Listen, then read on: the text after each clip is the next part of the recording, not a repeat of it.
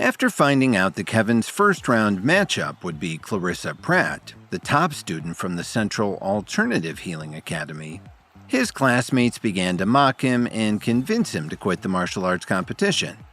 However, Dalton came to his defense and encouraged Kevin, even placing a bet of $1 million for him to win on plus 2,700 odds.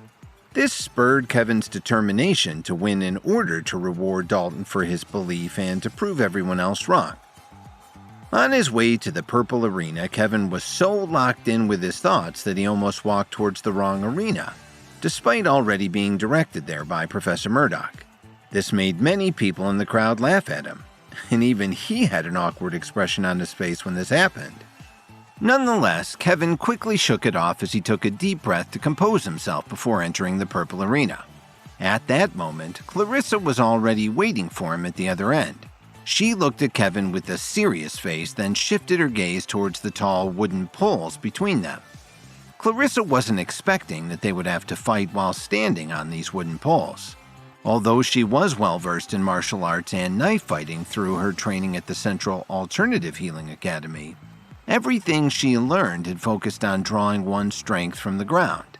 Now both of them had to stand high above the ground with just barely any space for their feet to rest on. Furthermore, each wooden pole was covered with a thick layer of grease, making it harder for people to stand firmly on it. And such, once they got on the poles and the signal to start was given, neither of them took the initiative to attack right from the get-go. "Kevin, I admire your bravery to take part in this competition. I'm sure you'll be a worthy first opponent. I hope you can let me fight to my heart's content today," Clarissa said in a low voice. In her eyes, there was only the dagger in her hand and the opponent in front of her. "You're not bad yourself. I've heard good things about your training as well." Kevin's expression was very serious. He could clearly see that Clarissa was very fit and kept her body in shape. And like a sharp dagger hidden beneath its sheath, she possessed the gaze of a fierce tiger ready to pounce. Thus, he knew not to take her respectfulness as a sign of weakness. "I've never fought with an unarmed person. Please take out your dagger before we start." Clarissa didn't look down on Kevin in spite of his reputation as a useless son-in-law of the Jones family. On the contrary, what mattered to her was his fighting skills that she had heard about, and the opportunity to test herself against him made her cherish such an opponent.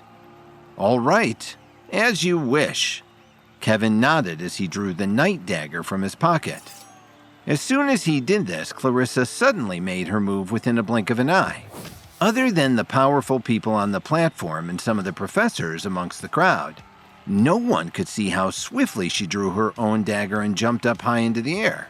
This immediately attracted everyone's attention as they praised Clarissa's skills. "Damn, Clarissa is so strong," someone exclaimed. "She's indeed worthy of being her school's top student. If this sets the tone for the rest of their fight, she'll definitely crush that good-for-nothing son-in-law, right?" Another person wondered as he watched Clarissa in awe. "The gap between those two is really huge. It seems like there's going to be no suspense at all in this battle. That piece of trash Kevin will definitely lose," the onlooker beside him mocked.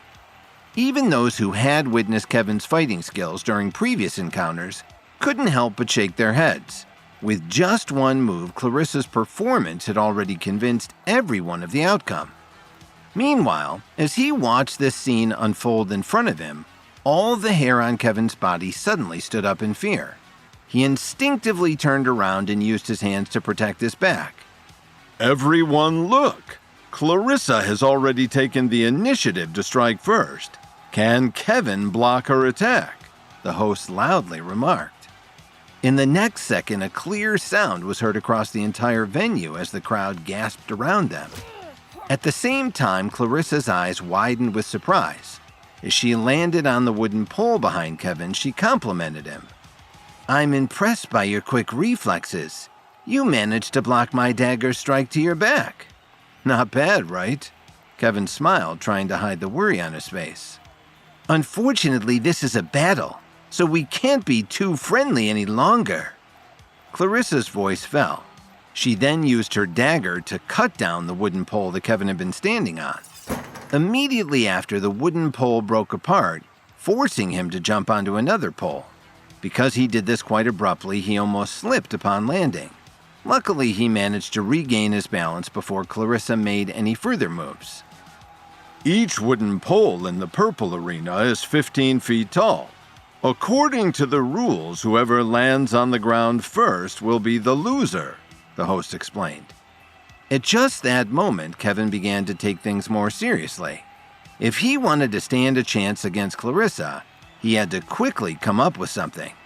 He then decided to knock down a couple of wooden poles beside him to distance himself from her, kicking one with his right leg and hitting another with his left hand. This seemed to have made him regain his confidence in competitive fire. "You're very strong. Looks like you're ready to fight me now." Clarissa, who had retreated a few steps, slightly smirked at Kevin. "Let me see how good you are then." This time it was Kevin who made the first move as he jumped into the air and charged towards Clarissa. "Good," Clarissa shouted excitedly. She held her dagger tightly and followed suit. Their two daggers clashed in the air, creating intense sparks. As their sparring continued, their moves were so in sync that it seemed as if Kevin and Clarissa had known each other for a long time. With one blocking the other and vice versa, they were evenly matched for some time. Watching from the highest platform, Wayne Ford and Paul Vaughn from the Central Alternative Healing Academy couldn't help but nod their heads while their eyes were fixed on the two people fighting in the arena. "You've really trained a good student, Paul. Clarissa's skills are already truly special.